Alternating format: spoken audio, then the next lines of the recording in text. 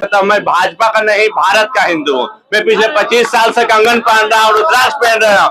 अब हिंदुत्व का मतलब होता है, वरना इनसे एक्सेप्ट करेंगे जो राम मंदिर के लिए इन्होंने वकील लगवा दिए थे, इनसे एक्सेप्ट करें भाई? ये लोग नहीं चाहिए, ठीक है। एक गगन यादव की टीम का अखिलेश यादव और ये कांग्रेस पार्टी का एक बंदा नहीं चाहिए हमें उस रैली में।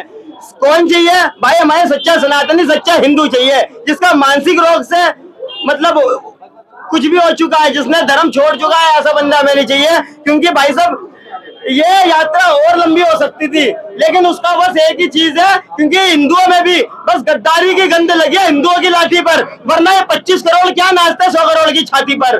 बस ये हिंदू आज का जो दोगला हो चुका है ना। वरना एक बात मेरे को बताइए, वीडियो मैंने भी सर उनकी वीडियो में जितने भी लोगों ने अपलोड किए ना, ऐसे ऐसे कमेंट आए हैं, ऐसे ऐसे कमेंट आए हैं, या तो बस सीधी सी बात है, जितने भी पाखंड वाले कमेंट आए या बोला है कि पैसा लेकर पैसा इकट्ठा कर बाबा पे एलिगेशन लगाए, मैं नहीं मानता है। तो वो सनातनी नहीं है और वो हिंदू भी नहीं है, और उनकी हमने आईडी भी अंदर तक घुसकर चेक करी है, तो हमें पता हो कौन से समुदाय से आकर उसमें टिप्पणी करी है।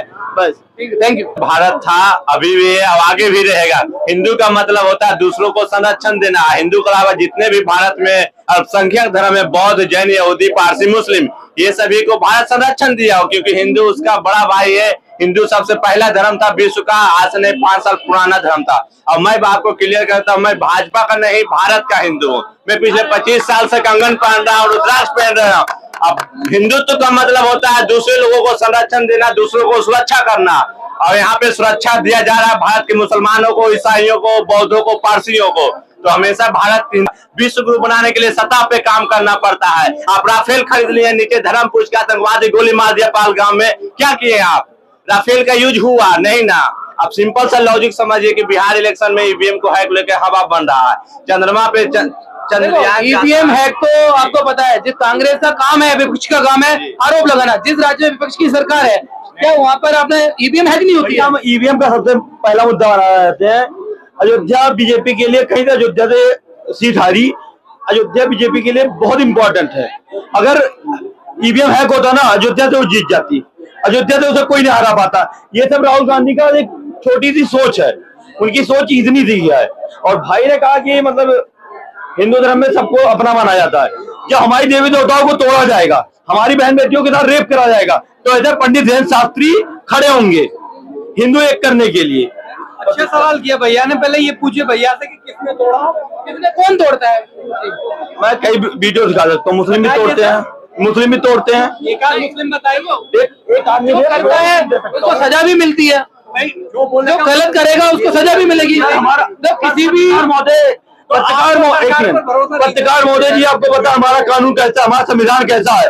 कोई एक मूर्ति तोड़ेगा उस पर कोई केस नहीं होता। अभी भी कोई आके राम को गाली देगा, उसके ऊपर कोई केस नहीं होगा।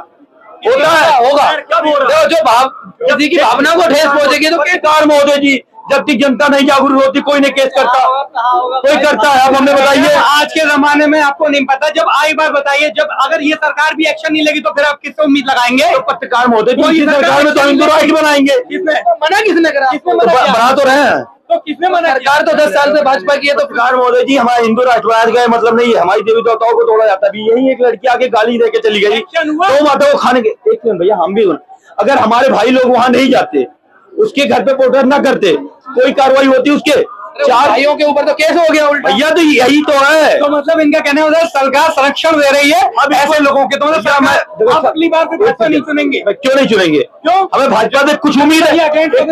उन्होंने भी गलती की थी, गाली गलौज किया, इसको किसने जस्टिफाई किया? पत्रकार महोदय जी,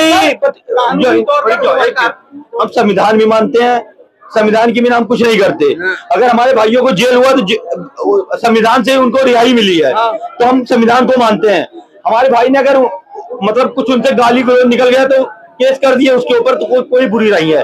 कम वो लड़की तो पकड़ी गई, 18 साल की उम्र कम है उसका, इसलिए उसे छोड़ भी दिया गया। हमारे संविधान उसे भी मान नहीं है। ऐसे हमारा ये जो गलत करेगा भैया वो गलत है, चाहे हिंदू हो या मुस्लिम, कोई भी हो।